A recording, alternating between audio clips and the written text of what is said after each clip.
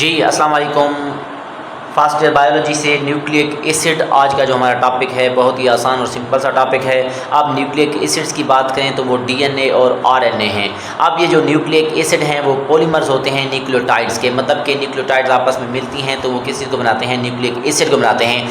इसी तरह अगर हम इसकी डिस्कवरी की बात करें तो एफ मैस्चर जो है इसने क्या किया था, आइसोलेट किया था न्यूक्लिक एसिड को पस सेल्स के न्यूक्लियस से। कब? 1870 में। मतलब कि 1870 के अंदर पस सेल्स जो पीप के सेल्स होते हैं उनके न्यूक्लियस से न्यूक्लिक एसिड को आइसोलेट किया था किसने? एफ मैस्चर ने। अब अगर हम बात करें कि इट वाज आइसोलेटेड फ्रॉम, मतलब कि एक बात तो ये है क्योंकि ये कहाँ से निकला था, न्यूक्लियाई से, और इसकी जो नेचर थी वो क्या थी, एसिडिक थी, एसिडिक इन नेचर था। इसी वजह से इसको नाम दे दिया गया न्यूक्लिक एसिड। न्यूक्लिक न्यूक्लियाई से है, एसिडिक नेचर थी, इसी वजह से क्या है, एसिड है। अगर हम इसकी टाइप्स की बात करें तो दो हैं, डीऑक्सीराइबोन्यूक्लिक एसिड और दूसरा है राइबोन्यूक्लिक एसिड। इसका नाम, इसको अगर हम इसको सिंपल वे में डीएनए कहते हैं और इसको हम क्या नाम देते हैं, आरएनए का नाम देते हैं।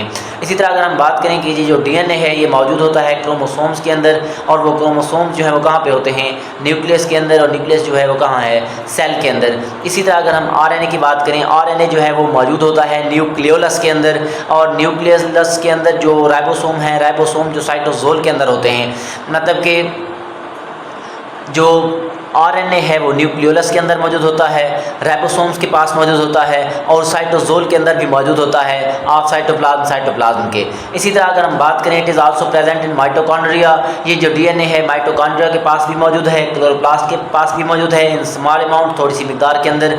इसी तरह अगर हम बात करें, इट इज़ आल्सो प्रेजेंट, मतलब कि जो आरएनए है वो मौजूद होता है in other parts of the cell के दूसरे पार्ट्स के अंदर भी, लेकिन थोड़ी सी मिकदार में। इसी तरह अगर हम इसके स्ट्रक्चर की बात करें तो सबसे पहले जो है, अगर हम इसके स्ट्रक्चर की बात करें तो ये क्या करते हैं, दे आर कम्प्लेक्स सब्सटेंसेस। ये जो हैं इंतहाई कम्प्लेक्स सब्सटेंसेस हैं, बहुत ही पेचीदा जो है वो चीज़ें हैं। They are polymers of nucleotides. ये जो है न्यूक्लियोटाइड्स के पॉलीमर्स होते हैं, मतलब कि न्यूक्लियोटाइड्स ने इनको क्या करते हैं, न्यूक्लियोटाइड्स ने ही इनको क्या हुआ है, बनाया हुआ है।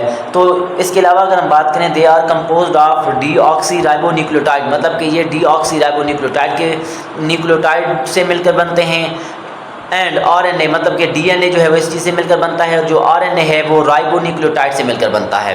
इसी तरह अगर हम सिंपल सी बात करें कि हमारे पास क्या है, एक स्केच है, शॉर्ट क्वेश्चन में आता है कि एटीपी का स्ट्रक्चरल फार्मूला मालूम करें। तो इसके अंदर तीन चीज़ें मौजूद होती हैं, एडेनिन, ये एडेनिन है, इसी तरह ये जो है राइबोज है, और इसको हम क्या नाम दे देते हैं, फास्फेट का नाम दे देते हैं। इसी तरह अगर हम बात करें कि जो हमारे पास, इसके बाद हम बात करते हैं कि न्यूक्लियोटाइड और न्यूक्लियोसाइड में फ़र्क लिखें। इंतहाई अहम शॉर्ट क्वेश्चन है, बहुत ही अहम शॉर्ट क्वेश्चन है कि न्यूक्लियोसाइड और न्यूक्लियोटाइड में फ़र्क लिखें। अब अगर हम सबसे पहले बात करते हैं न्यूक्लियोटाइड की, कि हमारे पास नाइट्रोजनस बेस, पेंटोज शुगर और फास्फोरिक एसिड जब आपस में कंबाइन होते हैं, जो चीज़ बनती है वो क्या है, न्यूक्लियोटाइड है। It is made up of, ये किस चीज़ से मिलकर बनती है, पेंटोज शुगर से, नाइट्रोजनस बेस से और फास्फोरिक एसिड से। इसी तरह अगर हम इसके पार्ट्स की बात करें तो पेंटोज शुगर, उसके बाद नाइट्रोजनस बेस, उसके बाद फास्फोरिक एसिड। सबसे पहले अगर हम बात करते हैं कि पेंटोज शुगर जो है, इट इज़ 5 कार्बन शुगर है, मोनोसैकेराइड है, इसके पास 5 कार्बन होते हैं। इसके अलावा अगर हम बात करें कि आरएनए जो है उसके पास क्या चीज़ होती है, राइबोज शुगर होती है, और जो डीएनए है उसके पास क्या होती है, डीऑक्सीराइबोज शुगर होती है। अब अगर हम नाइट्रोजनस बेस की बात करें तो जो नाइट्रोजनस बेस हैं इनमें दो चीज़ें पाई जाती हैं, पायरीमिडीन्स और प्यूरीन्स। इसी तरह अगर हम बात करें पायरीमिडीन्स की तो ये क्या होती है, सिंगल रिंग होती है, और प्यूरीन्स क्या होती है, ये डबल रिंग होती है। इसके अंदर एडेनिन और ग्वानिन शामिल हैं, और इसके अंदर साइटोसिन, थायमिन और यूरासिल शामिल हैं। इसी तरह अगर हम बात करें कि हमारे पास जो फास्फोरिक एसिड है, फास्फोरिक एसिड क्या करता है, it has ability to form ester linkage with hydroxyl group of pentose sugar. Pentose sugar के हाइड्रोक्सल ग्रुप के साथ एस्टर लिंकेज को बनाने की सलाहियत रखता है कौन, फास्फोरिक एसिड। इसी तरह अगर हम बात करें न्यूक्लियोसाइड की तो नाइट्रोजनस बेस और पेंटोज शुगर आपस में मिलते हैं तो क्या बनता है, न्यूक्लियोसाइड बनता है। मतलब कि यहाँ पे नाइट्रोजन नाइट्रोजनस बेस और पेंटोज शुगर, इसके साथ साथ फास्फोरिक एसिड मौजूद थे। यहाँ पे नाइट्रोजनस बेस भी है, पेंटोज शुगर भी है, लेकिन फास्फोरिक एसिड मौजूद नहीं है। इसी वजह से इसको हमने क्या नाम दिया हुआ है, न्यूक्लियोसाइड का। इसी तरह अगर हम बात करें स्ट्रक्चर की तो आप देख सकते हो ये प्यूरिन है, इसके पास डबल रिंग स्ट्रक्चर है। ये क्या है, पैरीमिडीन है, और इसके पास क्या है, सिंगल रिंग स्ट्रक्चर है। एडेनिन है, गुआनिन है, यहाँ पे साइटोसिन है, थायमिन है और यूरासिल भी हो सकती है। इसी तरह अगर हम बात करें कि न्यूक्लियोसाइड और फास्फोरिक एसिड कंबाइन होते हैं और किसको बनाते हैं न्यूक्लियोटाइड को बनाते हैं।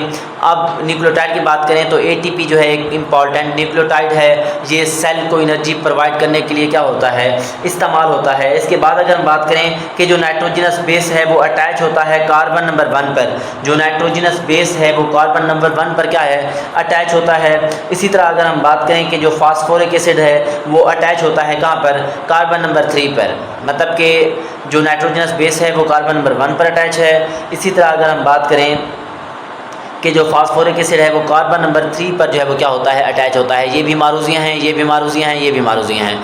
ये हमारे पास सिंपल सा टॉपिक था जिसको हमने नाम दिया हुआ है न्यूक्लिक एसिड का। ओके बेटा, अल्लाह हाफिज़।